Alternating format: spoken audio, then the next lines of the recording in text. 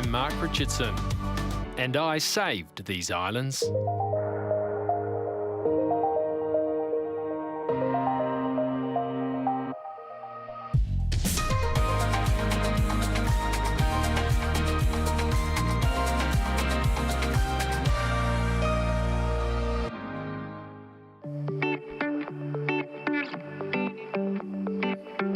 Actually, did I save these islands, or did these islands save me?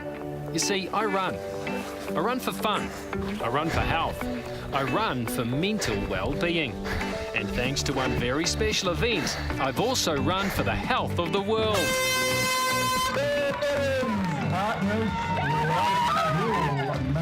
Okay, I'm getting a bit melodramatic now, aren't I? But let me explain. The Partners Life Duel here on Motutapu and Rangitoto is more than just a multi-sport race. First up, it's beautiful, and it's an absolute bastard. That there is the start of the marathon. Views? Yeah. Fun? Oh, I don't know. By the way, I did the marathon a few years ago, and I nailed it. Well, not really. And that's why I'm here now to celebrate the 10th birthday of a race that's raised almost $500,000 to help restore Motutapu and Rangitoto in Auckland's Hauraki Gulf back to their original glory. All right, technically it wasn't just me who saved these islands. It was all the walkers, riders, runners and triathletes who raced for and now on this island sanctuary. So who came up with this genius idea? Was it you? No? Ah, it was your boss then, was it? Well, I've been farming that island for almost 26 years and going for runs on Motutapu, and I thought, hey, why can't we do something out here to get people out? It's a hard to get to place. So I got in contact with Aaron, and the rest is history. The Holy Grail event is putting people into an event that normally they can't access. So, classic. Motutapu, you're not, Rangitoto, not allowed to ride your bikes any day except the day that the duel is on. So for us, it's about saying, you know, look at this amazing spot, get off the couch and come and get active. The duel has been a great success. Minimal environmental impact, bringing in maximum funds. Surely that has to be the way for New Zealand for the future. Maximum funds. I like the sound of that. But I like even more what you've done with the moolah. And if you'll come with me and Farmer Braddock, we'll take you on the journey. Starting at the bridge that joins the grand old daddy of Motutapu to Rangitoto, the fiery young upstart. So just again, so there is how many years old? 180 million. 180 million. And that's how old? 600 years. Can you imagine the fire and the brimstone and the burning and everything? And people living here, there's a power site just up here. They would have been terrified, wouldn't they? Rangitoto is so well known, and it's nice to be able to talk about Motutapu's proximity to Rangitoto. Everyone knows of Rangitoto, and often people don't know Motutapu because it's actually behind Rangitoto, and from the Auckland's waterfront, you don't really see much of it. And here's something else many don't know about Motutapu. For a time, it was the most important island in the country. This still feels very military, hey? Haven't got the sound. This was the main defence for Auckland in 1942. If it hadn't been built, they say that we may well have been visited by destroyers that knew that we had no defence, and they may well have come in and bashed up Auckland a little bit. So this is the gun pit where the gun structure was attached to. Shoots about 30k, doesn't it? Yeah, 28 to 30 Ks, 45-degree angle, 6-inch gun, very powerful. Over the horizon, that's crazy. Apparently if you stand in the middle here, stand right in it the turns middle. into stereo. It does, doesn't it? It does. That's amazing. I can just hear my voice all around me. I quite like that, actually. It's a great place to stand if you like the sound of your own voice. And this is a great place to stand if you like a heck of a view. Great wartime high ground, but when the war was won and the soldiers left, the island quickly succumbed to an enemy of a different kind. This was a weed-infested, pest-infested, run-down island. There were wallabies running around. It was just infested with rats and feral cats, you name it. We had every pest known to man. And the weeds were extraordinary. I mean, you couldn't envisage just how bad in terms of deterioration. I can fully understand why after the Second World War everyone wanted to abandon those sorts of places and forget about them because they had such terrible memories. But now those sanctuaries represent the epitome of what we call clean green New Zealand. It's ecology back thousands of years. We're recreating what was there and what New Zealand is famous for. Speaking of which, this famous New Zealander is about to get a great name and a big responsibility.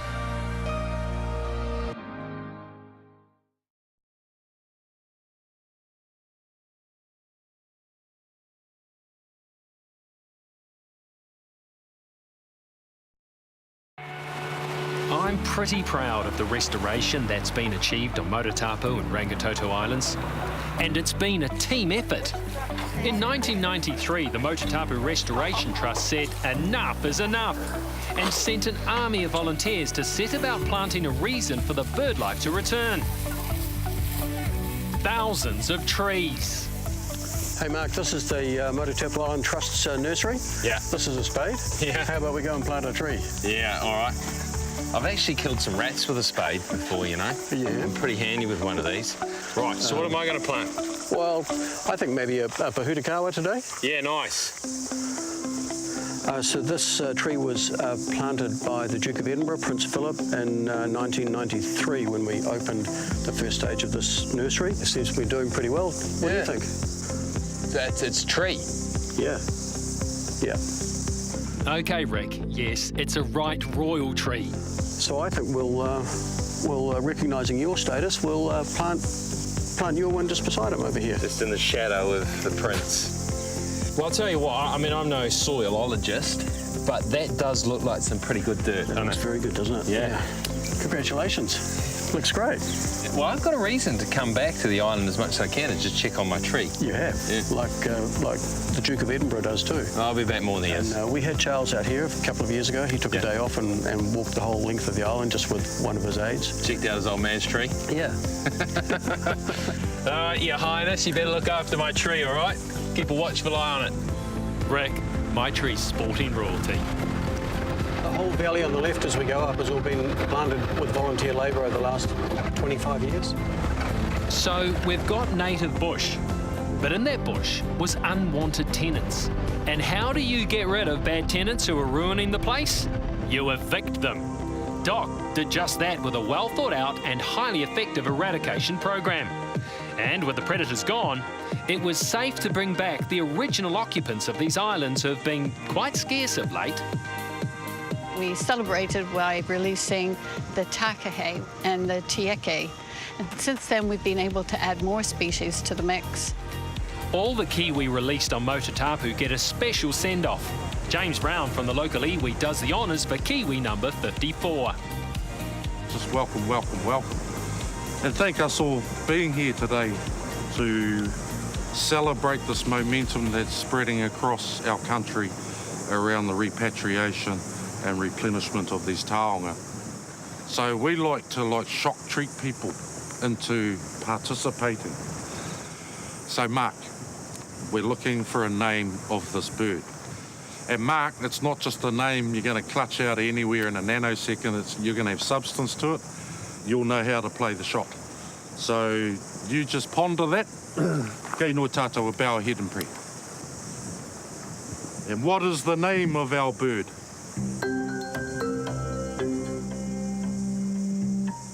Oh, I've got nothing.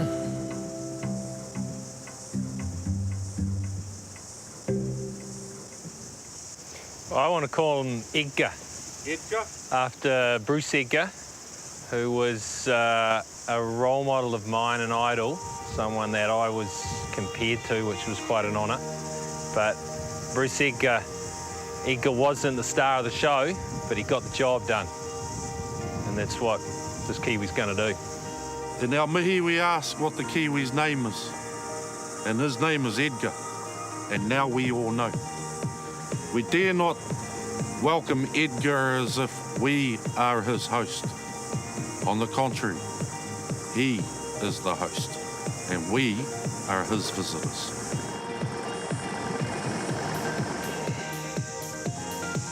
Nearly home, Edgar. It's your new home. I think you're going to quite like it. All right. Yeah, well, Edgar, you're about to go off and play your first innings on Motutapu. Safe and steady, all right? Take your time, and it'll pay dividends further down the road for you. All right, mate? Get out there, and the good news is you're not going to come across any Australians, so you'll be right. Not that you weren't very good against Australia, of course. Edgar was just a little bird too. How old was he? Yeah, Edgar is, I think, 36 days old, so around 5 weeks. Yeah, so that's quite typical. Kiwi are quite incredible. So they hatch like a little miniature adult. So as you saw him today, that's how he hatched, just a little smaller. So fully feathered, eyes open, and they're quite independent birds. So he'll have to find his own territory. So if there's some settled here in the prime real estate, he'll get bumped to the suburbs. Now it's safe, they're releasing up to 50 kiwi a year, so Edgar will soon have plenty of batting partners. But kiwi aren't the rarest of the 6 native birds released on this island. There's 26 takahe and only 347 in the world. We thought they were extinct, and then a couple of them turned up in Fiordland. Well, so Hazel tells me, and she's like the bird mum on these islands. How's the takahe? Its numbers got so small. Because it's flightless, it's really vulnerable. So cats, dogs, you name it, they're gone.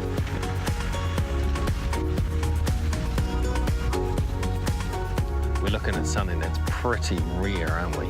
We are indeed. So these are shore plovers. There's about 230 left in the world. That's all 230. 230 left in the world. And this is a species that used to be widely distributed throughout New Zealand.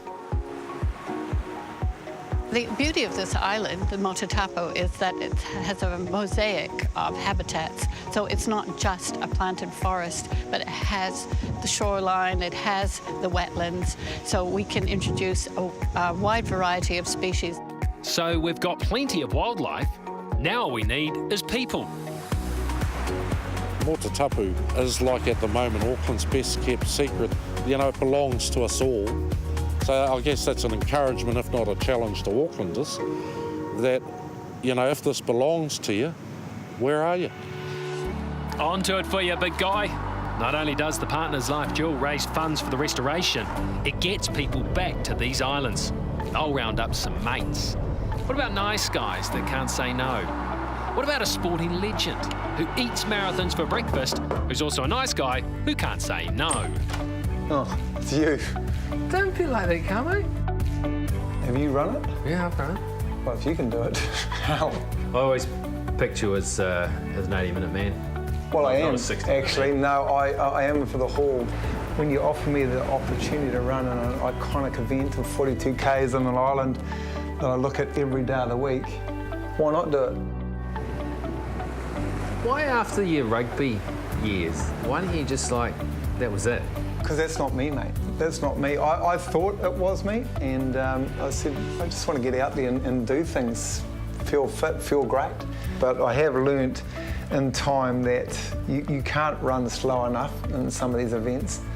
Yeah, people will see me walking uphill, there's no question about that. I've been beaten by events. There's no shame in saying that, but you get to the end. I always get to the end of an event.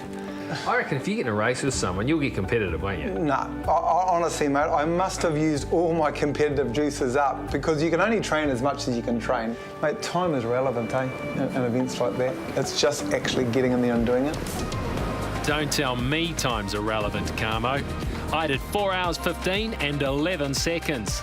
Good luck beating that, mate.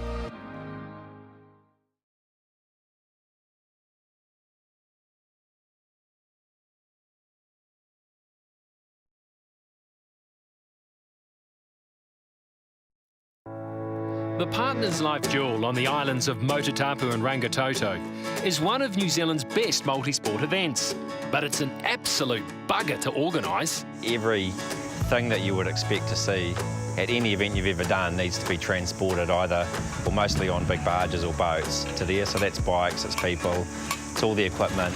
It just adds a whole different element to organising it. It's a hugely challenging event to put on. Over 2,000 register for walks, half and full marathons, as well as triathlon and mountain bike races. And that means 600 bikes have to be cleaned and loaded onto the early morning ferry. About 20 kids from Westlake Boys do most of the donkey work. But don't worry, it's not a sweatshop. They get paid, although they do get very sweaty. Legends, every single one of them. Then Dock Biosecurity do their checks, and the 4 a.m. ferry heads for Motutapu's home bay, where it's a fast and furious unload. All of the money that they earn goes into a fund that sees them go to like a running trip to Africa each year. And they've been involved with this event since the start. We worked out one year that they travelled about 300 kilometres delivering the bikes from Auckland to the barge, and then from the barge to the racks. Dealing with that little stretch of water there, which just kind of complicates everything. But then you get here and it's all well worth it. And when you do get there, be assured you'll be arriving blurry-eyed and bushy-tailed, but pest-free.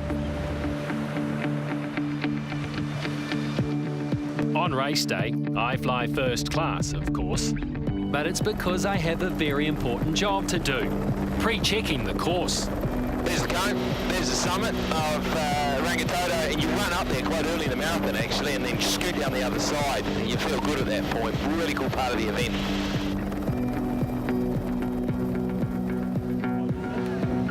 And remember, it's not a race. The hell it's not. 3, 2, 1.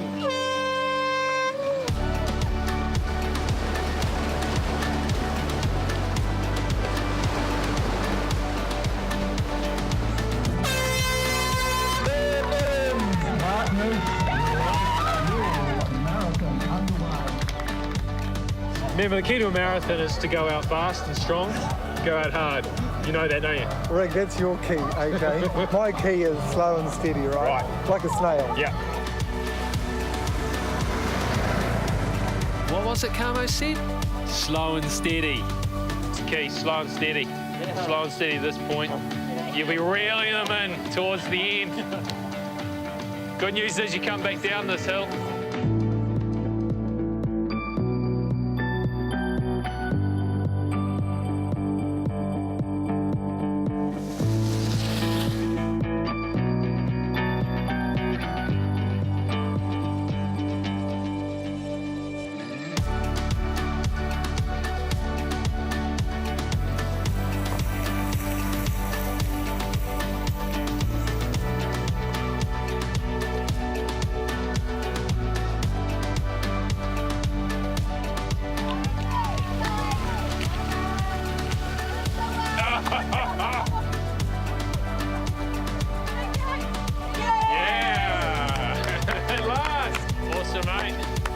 Yeah, I knew you'd still be in the lead. You look good up that hill early on. To be fair, everything looks good on the hills. Even my mate Camo. A superb effort to do any marathon, let alone one as tough as this. Even if you did walk up the hills, big guy. Oh, are you hating me yet? No, come on. Really? You're pleased you did the marathon? I've done it, haven't I? Well, no. 30, you've done it, haven't you? The hardest bits to come, mate. Come on, give it heaps. Rick, it's your mind, not mine. So, ladies and gentlemen, Camo, Ian James, round of applause. 4 hours and 37 minutes. So many special places in this awesome city, and this is one of them. So, yeah, real pleasure to actually come out here and run that. It's tough. Look, every marathon's tough, whether it's on flat or whether it's on hills, like we've had over here. But everything you should ask for in a race. From All Black legend to World Cup winner, Sir Graham and his wife Lady Henry made the trip from Waiheke for the 10K walk. Easy, was it, Sir Graham? Not easy. Like, it's enjoyable. We had good company. I was with Raymond. But we did the 12 on Waiheke a couple of weeks ago. Much easier, the 12 than the 10 here, because it was up and down hill, uneven surfaces, you know, and it's just great for the country, isn't it? Having these projects, looking after our native species.